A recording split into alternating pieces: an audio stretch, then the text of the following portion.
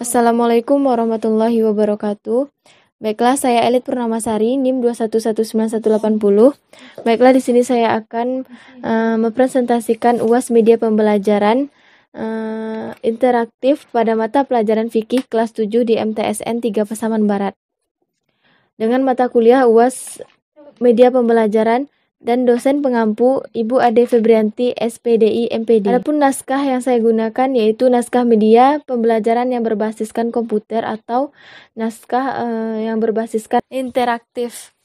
Baiklah, nama saya Elit Purnamasari, NIM 2119180 dari lokal PAI 5E. Pengertian dari sholat berjamaah. Adapun ashatul munfaridah dan ashatul jamaah, ashatul jamaah itu secara bahasa memiliki arti pelaksanaan sholat yang dilakukan seorang diri atau sholat sendirian. Sedangkan ashatul jamaah maksudnya yaitu pelaksanaan sholat yang melibatkan dua orang atau lebih dalam sebagai satu kesatuan, yang salah satunya berperan sebagai imam dan yang lainnya sebagai makmum. Paling sedikit atau jumlah terkecil dalam pelaksanaan sholat berjamaah yaitu terdiri dari dua orang, satu sebagai imam dan lainnya menjadi makmum.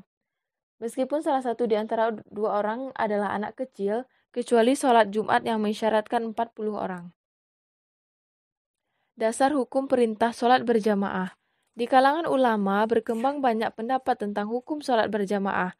Ada yang mengatakan fardu ain, sehingga orang yang tidak ikut sholat berjamaah berdosa. Ada yang mengatakan fardu kifayah, sehingga bila sudah ada yang mengatakan sudah ada sholat jamaah, maka gugurlah kewajiban orang lain untuk harus sholat berjamaah. Ada yang mengatakan bahwa sholat jamaah hukumnya fardu kifayah, dan ada juga yang mengatakan hukumnya sunnah mu'akadah. Selanjutnya dalil tentang dasar-dasar hukum sholat berjamaah. Fardu kifayah melaksanakan sholat berjamaah bagi laki-laki yang menetap dan memiliki pakaian yang pantas di muka umum. Rasulullah SAW bersabda, "A'udzubillahi minasyaitonirrajim, bismillahirrahmanirrahim. Man shallal isya'a fi jama'ah faka'annama qama nisfal laili wa man shallal subha fi jama'ah faka'annama shallal laila kullahu." Yang artinya, barang siapa yang melaksanakan sholat isya dengan berjamaah, maka ia sama saja telah mendirikan setengah malam. Sedang siapa yang melaksanakan sholat subuh dengan berjamaah juga, maka dengan keduanya, sama saja ia telah mendirikan seluruh malam. Hadis riwayat muttafaqun alaih kecuali Bukhari dan Tirmizi. Rasulullah SAW bersabda, "A'udzubillahi minasyaitonirrajim, bismillahirrahmanirrahim. Ma min salasatin fi qaryatin wala badwin la tuqamu fihimus sholah illa qadis tahwaza alaihimus syaitan fa'alaikum bil jama'ah fa innama ya'kuluz zi'bu, yang artinya, tidaklah ada orang yang tinggal di sebuah kampung atau desa kemudian tidak dilaksanakannya sholat berjamaah di sana, kecuali setan telah menguasai mereka. Karena itu, kalian harus selalu melakukan sholat berjamaah. Serigala hanya akan memakan seekor domba yang berada paling belakang. Hadis riwayat Abu Daud dan An-Nasai. Selanjutnya, penjelasan tentang syarat syah imam. Selanjutnya yaitu syarat sahnya imam dan makmum. Adapun syarat sahnya yang pertama Islam, yang kedua tidak hilang akalnya atau gila, yang ketiga mumais atau anak yang sudah mampu membedakan dua hal yang bertolak belakang seperti baik, buruk, dan seterusnya. Yang keempat, jika terdapat makmum laki-laki, maka imam harus berjenis laki-laki. Yang kelima, tidak berhadas kecil maupun besar. Yang keenam, memiliki bacaan yang bagus dan mengetahui rukun-rukun sholat. Yang ketujuh, pada waktu menjadi imam. Yang selanjutnya itu pada waktu menjadi imam, ia tidak dalam posisi sebagai makmum. Selanjutnya syarat sah makmum. Yang pertama, berniat menjadi makmum kepada imam yang ditujunya bersamaan dengan pelaksanaan takbiratul ihram. Yang kedua, Islam. Yang ketiga, tidak hilang akalnya karena gila atau sebab lainnya. Yang keempat, mumayyiz. Yang kelima, sahnya berjamaah dilihat berdasarkan mazhab yang dianut makmumnya. Yang keenam, makmum tidak meyakini bahwa imam yang dipilih sedang dalam keadaan yang melakukan sholat qadla atau membayar utang atas sholat yang batal atau tertunda karena sebab-sebab tertentu.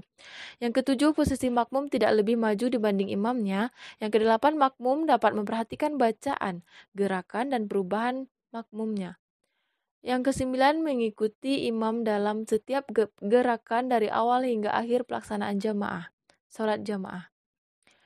Adapun penjelasan slide selanjutnya yaitu tentang posisi imam dan makmum. Hukum asal sholat berjamaah adalah imam berada di depan dan para makmum baik laki-laki dan perempuan berada di belakangnya. Rasulullah SAW bersabda yang artinya, jadikanlah imam berada di tengah-tengah barisan dan tutuplah celah yang kosong. Hadis riwayat Abu Daud. Yang kedua, jika makmumnya satu orang laki-laki yang sudah balik, maka disunnahkan berdiri di sebelah kanan imam dengan sedikit lebih mundur dari tumitnya imam. Yang ketiga, jika makmumnya adalah laki-laki dan perempuan, maka makmum laki-laki berdiri di sebelah kanan imam, sedangkan makmum perempuan berdiri di belakang imam laki-laki. Yang kelima, jika makmum terdiri dari dua orang laki-laki atau seorang laki-laki dan seorang anak kecil, maka keduanya membuat satu barisan di belakang imam. Selanjutnya, jika makmumnya perempuan atau jamaahnya perempuan, maka berada di belakang imam dan jaraknya tidak lebih dari 3 hasta. Selanjutnya, jika makmumnya terdiri dari seorang laki-laki, anak kecil, perempuan, dan jamaahnya perempuan, maka caranya makmum dewasa berdiri di sebelah kanan imam, sedangkan anak kecil berdiri di sebelah kanan atau kiri makmum, bukan di belakangnya. Selanjutnya kita masuk kepada penjelasan makmum muwafiq dan makmum masbuk. Makmum muwafiq secara istilah yaitu sesuatu yang selaras atau sepadan, sedangkan makmum masbuk bermakna dasar sesuatu yang tertinggal. Dalam istilah fikihnya, makmum muwafiq ini yaitu makmum yang mengikuti gerakan sholat imam sejak takbiratul ihram atau rakaat pertama, sedangkan makmum masbuk yaitu orang yang tidak mengikuti imam dari rakaat pertama. Adapun ketentuan makmum muwafiq dan makmum masbuk yaitu yang pertama, ketentuan makmum muwafiq. Jika makmum muwafiq tertinggal dari imam sebanyak satu rukun gerakan secara sengaja, maka sholatnya tetap sah. Jika tertinggalnya 2 rukun gerakan, contohnya imam sudah melakukan sujud sedangkan makmum masih berdiri membaca Al-Fatihah, disebabkan kelalaian makmum, maka sholatnya tidak sah. Jika tertinggal 2 rukun gerakan, disebabkan terlalu cepatnya imam dalam bacaan dan gerakan, maka hukum sholatnya makmum tetap sah. Jika tertinggal 3 rukun, contohnya makmum masih belum selesai membaca Al-Fatihah dan imam telah bangun dari sujudnya atau telah duduk tasyahud, maka sholatnya tetap sah. Ketentuan makmum masbuk. Yang pertama, jika makmum masbuk tertinggal 1 rukun, misalnya dapat mengejar rukuknya imam dengan tenang dan tanpa tergesa-gesa, maka sholatnya tetap sah dan dianggap telah mendapat 1 rakaat. Selanjutnya, jika tidak bisa mengejar rukuknya imam, maka tidak hitung mendapatkan 1 rakaat dan harus menambah yang tertinggal. Setelah imam mengucapkan salam, jika imam sudah melakukan sujud, maka makmum masbuk setelah takbiratul ihram dapat langsung melakukan sujud. Dan selanjutnya, jika imam sudah duduk tasyahud akhir, maka makmum masbuk setelah takbiratul ihram dapat langsung melakukan tasyahud akhir. Jika sholat yang dilakukan terdapat doa kunutnya, maka makmum masbuk ikut bersama imam dan kembali berkunut di akhir sholatnya. Slide selanjutnya yaitu mengingatkan imam yang lupa. Bagi laki-laki, jika mengetahui imam melakukan kesalahan atau lupa baik bacaan atau gerakan, maka cukup dengan membaca tasbih dengan niat zikir atau mengingatkannya. Kita harus ingat jika niatnya hanya untuk mengingatkan, maka menyebabkan sholat makmum menjadi batal. Bagi perempuan, menepuk tangannya meskipun tidak ada laki-laki bukan mahram di sekitarnya. Caranya adalah memukulkan telapak tangan kanan pada punggung tangan kiri. Bagi makmum laki-laki yang mendapatkan kelupaan imam dalam bacaan maupun gerakan, cukup membaca Subhanallah, bermakna Maha Suci Allah. Perlu diingat, membaca Subhanallah tidak dimaksudkan hanya untuk mengingatkan imam, tetapi juga berdoa kepada Allah. Jika hanya berniat mengingatkan, maka sholat makmum tidak sah. Bagi perempuan yang menemukan imam yang lupa bacaan atau gerakan sholatnya, maka cara mengingatkannya adalah menepukkan tangan kanan kiri atau sebaliknya. Cara melakukannya adalah menepukkan telapak tangan bagian dalam tangan kiri ke punggung tangan kanan atau sebaliknya. Kita harus pahami, jika perempuan menepuk tangannya dengan niat mengingatkan, maka itu diperbolehkan. Tetapi jika dibarengi dengan niat bermain-main, sholatnya menjadi tidak sah. Bertepuk tangan boleh dilakukan lebih dari 1 kali sampai dipastikan imam menyadari bacaan dan gerakan yang dilupakannya. Selanjutnya kita masuk kepada slek hikmah sholat berjamaah. Masjid menjadi tempat utama sholat berjamaah. Tidak ada larangan untuk melaksanakan sholat berjamaah di rumah, musola ataupun masjid.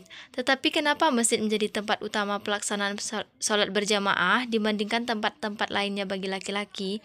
Karena Allah Subhanahu wa Ta'ala hendak memberikan pelajaran penting tentang nilai-nilai sosial bagi yang rajin berjamaah di masjid. Rasulullah SAW bersabda, "A'udzubillahi minasyaitonirrajim, bismillahirrahmanirrahim. Basyiril masyaina fiz zulumi ilal masajidi bin nurit tammi yaumal qiyamati." Artinya, berilah kabar gembira kepada orang yang sering berjalan ke masjid pada saat gelap di hari kiamat nanti dengan cahaya yang terang benderang.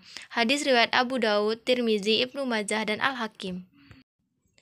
Selanjutnya, kelebihan sholat berjamaah di masjid yaitu akan mendapatkan penerangan di tengah kegelapan hari kiamat. Sekianlah dari presentasi UAS media pembelajaran saya. Jika terdapat kesalahan, saya mohon maaf. Saya sudahi dengan wabillahi taufiq wal hidayah. Wassalamualaikum warahmatullahi wabarakatuh.